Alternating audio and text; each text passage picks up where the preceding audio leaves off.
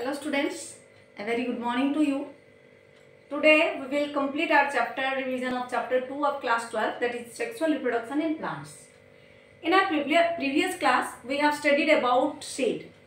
Let's continue this seed, means let's know something more about the seed. You know already that seeds are the last product of fertilization and they carry the embryo for the next generation.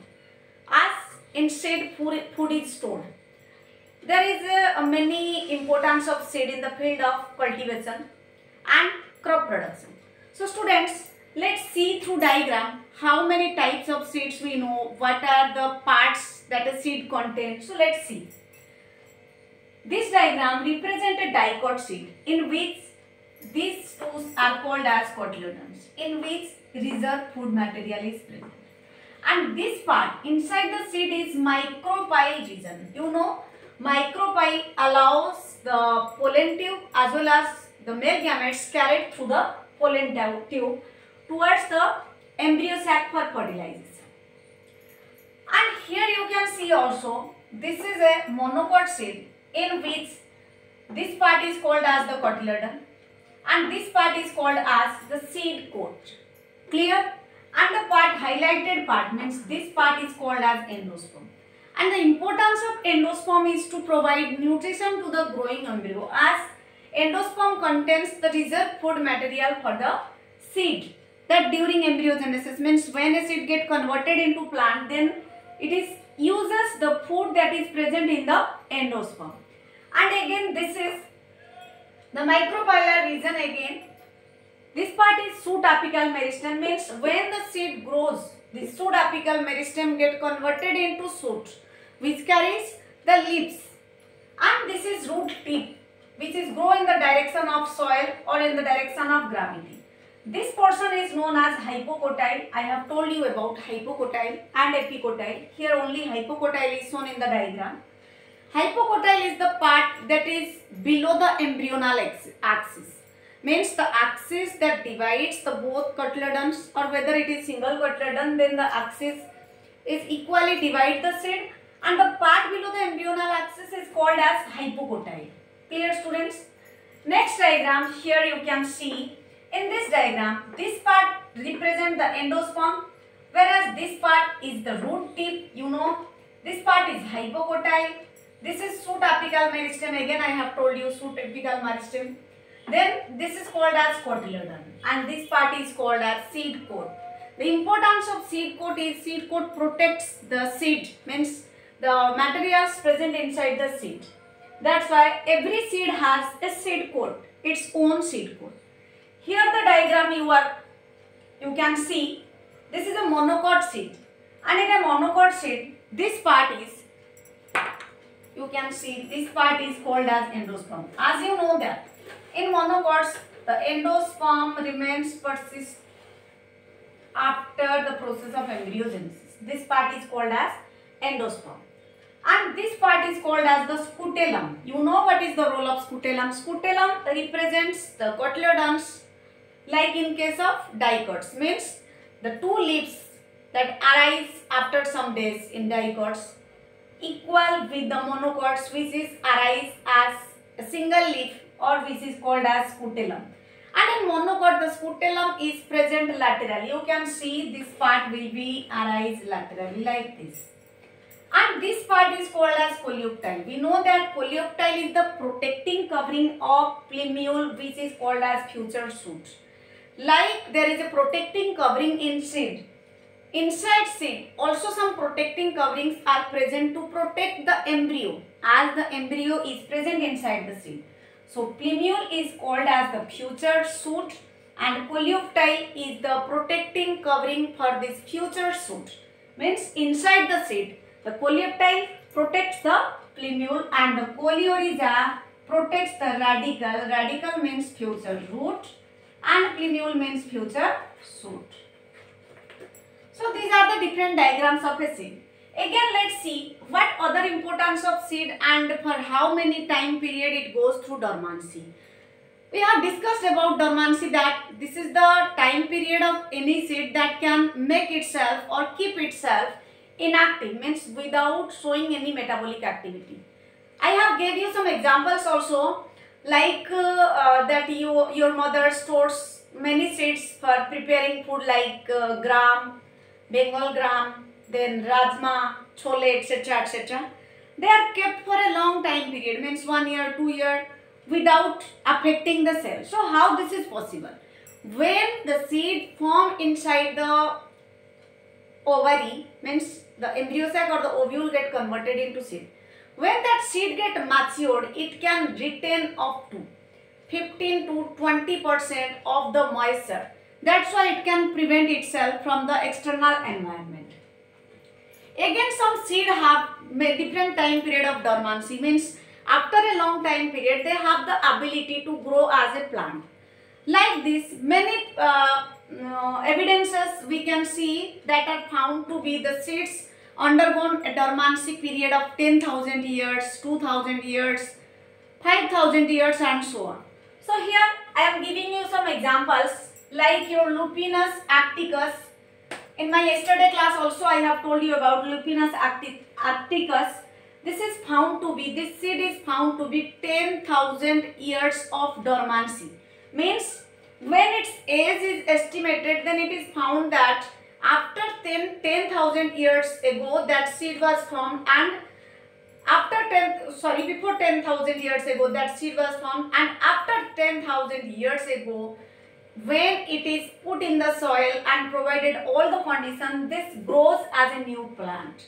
This is a plant species which you know as date palm. The date palm has the dormancy for a long time period. So this comes as in 1 mark question in your board exams, that Lupinus arcticus has the dormancy period 10,000 years. Again the same example I want to give you, that is also a date palm, that is Phoenix dictyifera. Phoenix dictyifera is the biological name. This is also a date palm and this is found to be 2,000 years of dormancy.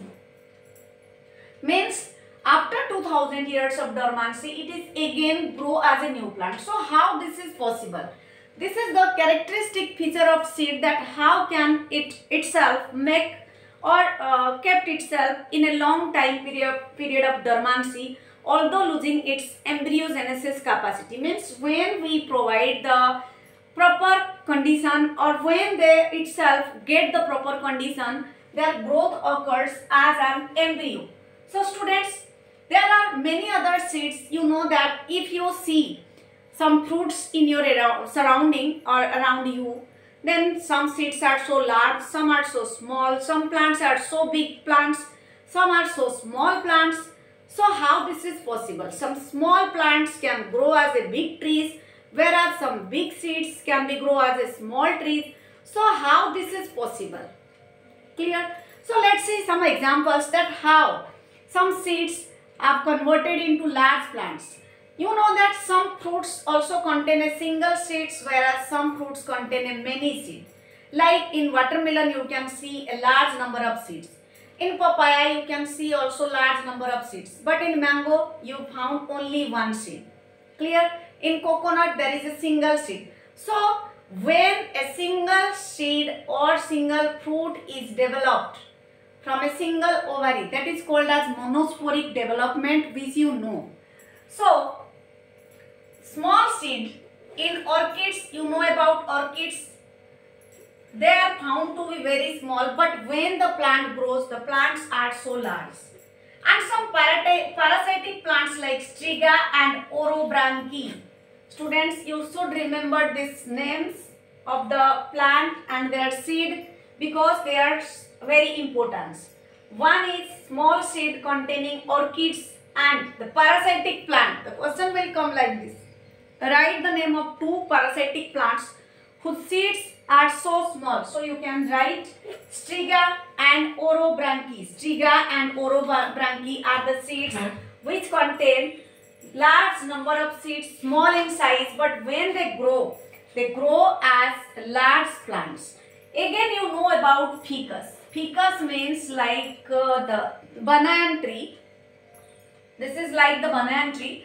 And when you open a seed of banana fruit, or banana fruit, then you can see tiny seeds are present, yellow colored tiny seeds are present inside the fruit, and the evidence is in front of you. You know how a banana tree is large, but if you see its seed, then its seed is so small. So from this we can understand that how small seed become large plants. Again, the seed dispersal is also an important factor. As seeds are formed due to the last product of fertilization or formed after fertilization, so the seeds should be carried by different means. Some are carried through wind, some are through water, and some are through animals. Such examples we can see. You see, in a mountain there are large number of plants, different type of plants, or that mountain is present between a sea. Then where these plants come? We put the seeds. Then how it is possible? This is possible due to the seed dispersal. Means when any birds take the fruit and they carry the fruit or take the seeds towards the mountain, and when the seed is fall, then at appropriate condition they grows as new plant, and gradually that mountain is covered by many or different type of plants. So that is the seed dispersal, that how seed dispersed. If we see some other characters of seed, then let's see about apomixis and polyembryony, which is the most important topic of today. That is apomixis and polyembryony. So let's see what is apomixis. Apomixis means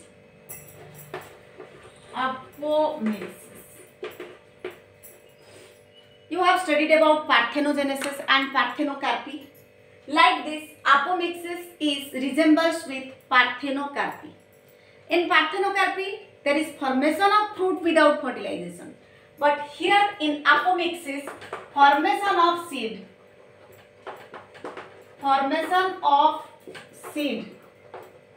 without fertilization.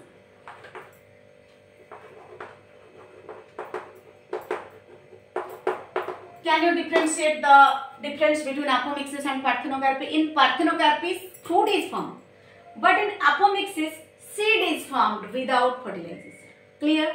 So, how this process occurs? This is a type of asexual reproduction. Asexual reproduction. But it mimics the sexual reproduction. Mimics means nakal karna.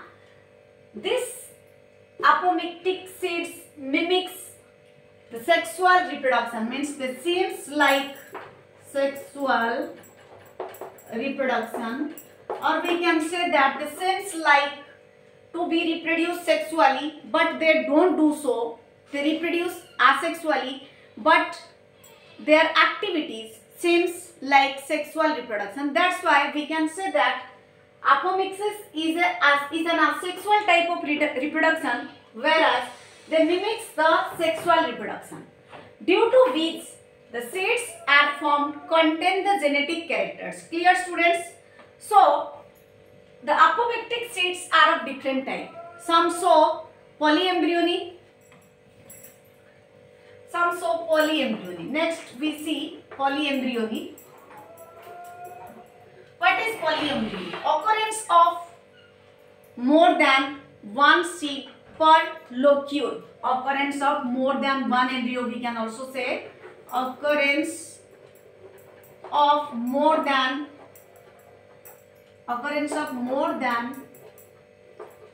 one embryo. Poly means many, embryo means the seeds. So, occurrence of more than one embryo is called as polyembryony. So, how the polyembryony condition occur in some plants? How they show polyembryony? You know that, suppose this is a fruit of lemon. When you squeeze the lemon or orange, then you can see these are the locules. These are the locules. According to rule, there one seed must be contained in the locule, but in case of polyembryony, a single locule contains many seeds. How this is possible? As we know that the nucellus inside the embryo sac provides nutrition. nucellate cells which have no cell wall formation occurs. They are free nuclei around the locule or around the embryo sac. Here is the nucellate cells. So you can say that around the embryo sac, the nucellate cells start dividing mitotically. They divide mitotically. And due to the mitosis division, these embryos or these seeds get divided into many seeds. As a result, the nucellate envelope or nucellate cells are get converted into many seeds. That's why occurrence of more than one ovule occurs per locule. That's the reason that in polyembryony we can see many embryos per locule. Like in case of lemon, if you try to find out, then in your home you can cut a lemon and see one locule contains 2 to 3 embryos. This is also called as polyembryony. So how you will define polyembryony? Occurrence of more than one ovule per locule or per embryo sac is called as polyembryony, and this is due to the division of nucellate cells around the embryo sac which start dividing mitotically, and due to mitosis or mitotic division they form many embryos per locule. This is called as your polyembryony. Clear, students? Next we can see that the importance of seed we will study later. Let's see what is the importance of apomictic seeds. Here is the main character, importance of apomictic seeds. Apomictic seeds. As we know that apomictic seeds are produced from a single plant. If hybrid seeds are get converted into apomictic seeds, then they will carry the genetic characters for many generations. First we have to make the seeds hybrid, and then these hybrid seeds if converted into apomictic. Let's understand. Suppose when we are going to make hybrid seeds, then we have to fertilize or cross between different characters of different seeds. Then it will take time as well as it is very expensive. But when these hybrid seeds are follow the apomictic rule, means we convert these hybrid seeds, means suppose one seed that contains all the desirable characters, means it has more productivity, it requires less water, it has resistivity to abiotic stresses, resistance to disease causing factors and so on. These hybrid seeds are get converted into apomictic seeds, means only asexual type of cell division occur, then no invariant characters will come or undesirable characters will come, and in a less expense and in a short time period we can able to form the seeds, means apomictic seeds. Nowadays farmers are preferring to use apomictic seeds over hybrid seeds. This question is come in 2 marks. Why farmers prefer apomictic seeds over hybrid seeds? You have to write 4 points. Then what should you write? First, apomictic seeds are less expensive. Second, they carry the genetic characters from the parent without losing any character. But in hybridization process, it is more expensive. This is your third point. And hybrid seeds during every hybridization process may lose some desirable characters. These are the reasons. That's why farmers are nowadays not choosing the hybrid seeds. They are choosing the apomictic seeds as they have many importance. Clear, students? And these apomictic seeds can be saved or kept for many years as they don't lose their characters. Clear? If you plant a plant, means अगर आप एक plant को उगाते हो जो asexually reproduction करता है, means एक सिंगल पार्ट से, तो वो अपनी पेरेंट का कैरेक्टर उसमें लॉस नहीं करता. It will not loses it's parental characters. Means if we put the part, suppose for example let's take rose, a rose plant bearing yellow color flowers, and if we cut a branch or stem from the rose plant and put it in the soil, then we see that cutted plant also bears yellow flowers. But if we make hybrid plants, then it may show yellow color or any other color. Exactly what happens in apomictic seeds, when we produce apomictic seeds, then it will not loses its original characters. As we know, the hybrid characters are transferred into apomictic seeds.